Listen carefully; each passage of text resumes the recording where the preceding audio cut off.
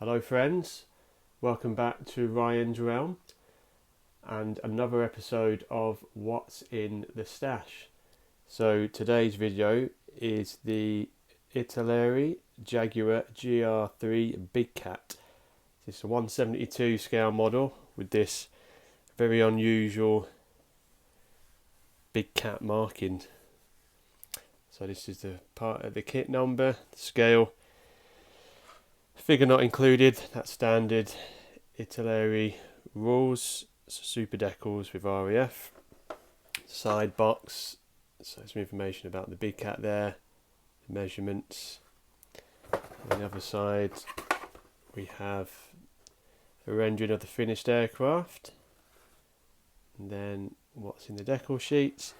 And on the back here we have the paint guide and what it looked like with those decals on. So yeah, very unusual, very attractive fetching aircraft. Should be quite straightforward because it's only two colours that are needed on the exterior and then the decals covering most of it, so shouldn't be a too taxing aircraft. But anyway, let's get inside. So we'll start with the instructions. The usual introduction about the Jaguar aircraft there, different languages.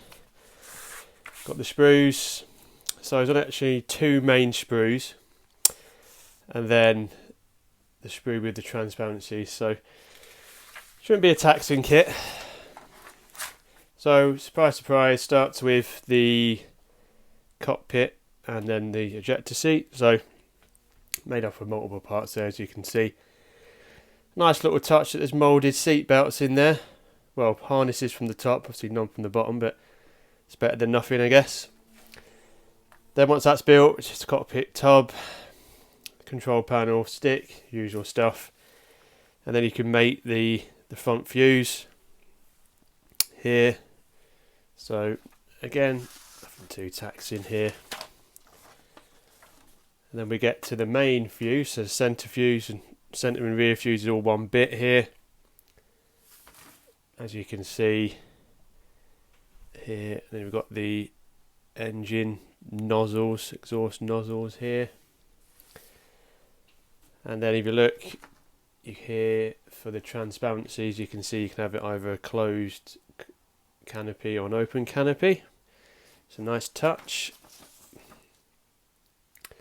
And then here you've got the nose, pitot tubes here, and then yeah, you've got the canopy, you've got the HUD head-up display there. So I've got some green paint, so I paint that green, give it that HUD look. And then that's the front fuse getting attached to the centre fuse there. So quite straightforward. We get on to step number 4 here. So step number 4. Excuse me, so step number 4, so obviously would have already built the front fuse, centre fuse and rear fuse, so now it's attaching the air intakes, the wings, the fin and horizontal stabilisers here. So if you think about it, within 4 steps you've essentially assembled the aircraft. So yeah, should be a quick build. I might have to do this next after I've built the submarine. I'll ponder on it. And then, just move this up a little bit. As you can see, next stage here will be the undercarriage. So obviously do this separately and attach this after I've painted and decaled this. So that's step 5. Then, step 6. So obviously once you built the undercarriage, you'll be attaching that with the undercarriage doors. Then you've got, I think these are, oh yeah, like I say, that the air brake. No, but that's the gear, isn't it? Or is it the air brake? I don't know. Is it the air brake? Maybe. Looks a bit like the air brake. Or yes, it's air brake or the landing. It can't be the landing doors because they're the doors there for the undercarriage. It must be an air brake. But yeah, nice touch. You got that extended. And then more detail here. You've got the arrestor hook, but obviously it wasn't a carrier aircraft. This hook's engaged if there's an issue when it lands and it can't stop. So at the end of every airfield there's 3 cables that you'd get on an aircraft carrier, and then this is deployed, it'll stop the aircraft essentially going off the end of the runway. So if anyone's ever wondered why these are attached to aircraft that aren't carrier based, that's the reason. So step 7, that's all the undercarriage done. And then step 8 is the final step, I believe. It is the final step. This is attaching drop tanks and the armaments there, if you so wish, or you might want to keep it clean as it's a display aircraft, a special commemorative aircraft. So 8 steps all in all. So like I said, not a too complex kit. And then finally you get on to the paint guides. Just the one. I thought it might have had more than one, but just the one as per the box, yeah. And yeah, similar to the box, but black and white. But obviously you can use the box as a reference. So Jaguar GR.3 Spotty, flown by Wing Commander John M. Sullivan of 6th Squadron, RAF Coningsby, 2007. So it's nice that you can actually trace the aircraft back to an actual pilot, an individual. So that's a nice touch. So yeah, paint guides and then the decals here. But yeah, looks really nice, really unusual, fetching aircraft.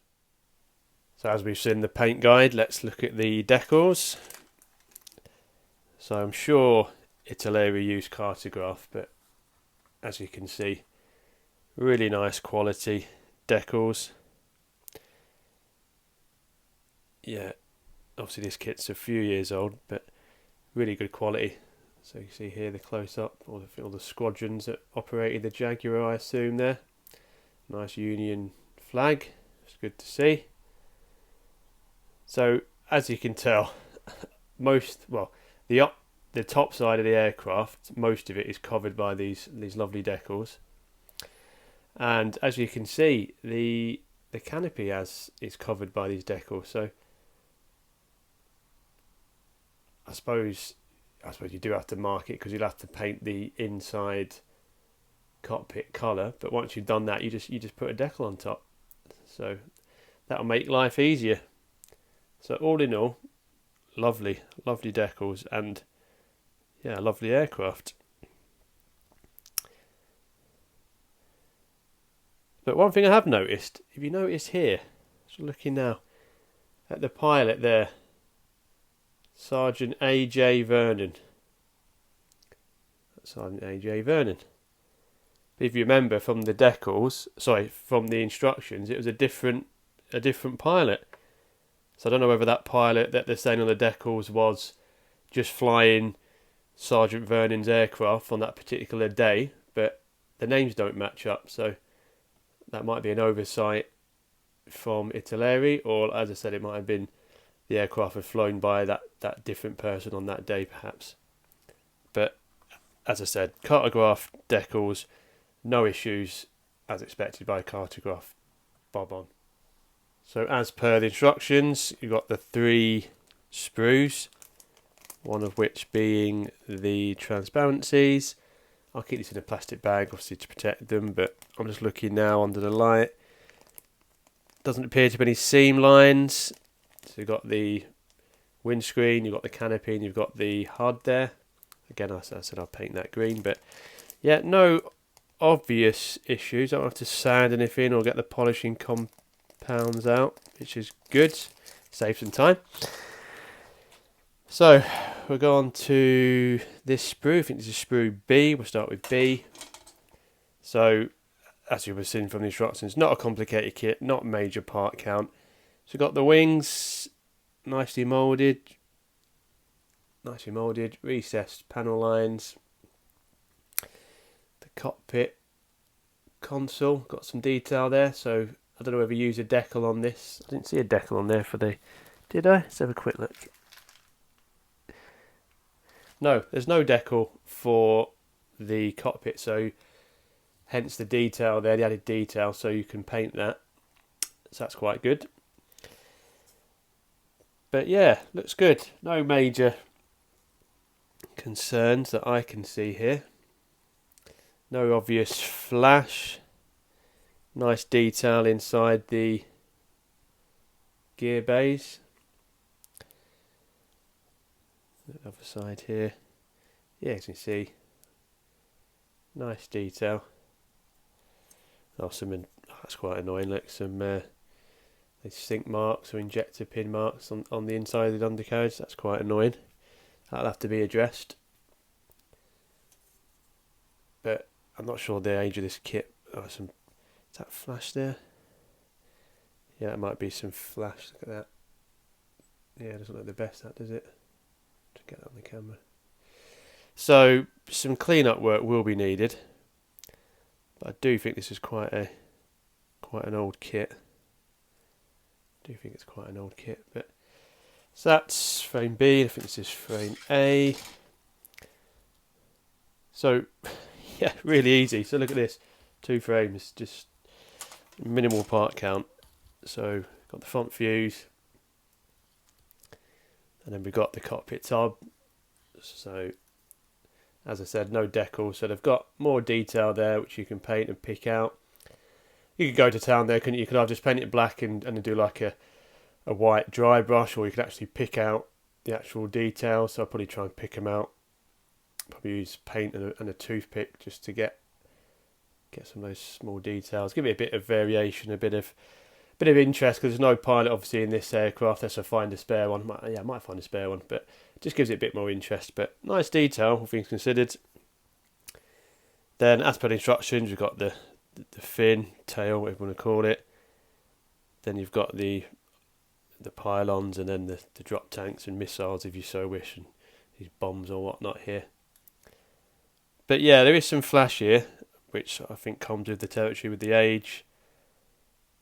Some detail underneath the cockpit tub there. Just noticed wiring. Not sure how much that will be visible. It might be, yeah, because I think the undercarriage goes here. So a bit of detail there. So yeah, considering the age of it, it's not some detail there, but obviously some flash. But yeah, looks good. So that's the kit. So if you like the look of this kit, then keep an eye out on eBay or any of the Facebook marketplaces, all the rest of it. But a nice kit, and I think I might have to do this after my U-boat, because the U-boat is near enough assembled. I just need to prime it and paint it, and then obviously weather it. So that's my goal the next few weeks, hopefully. And then I might get onto this. It could be quite a quick, satisfying build. But anyway, we'll leave the video there. So thanks for watching Ryan's Realm.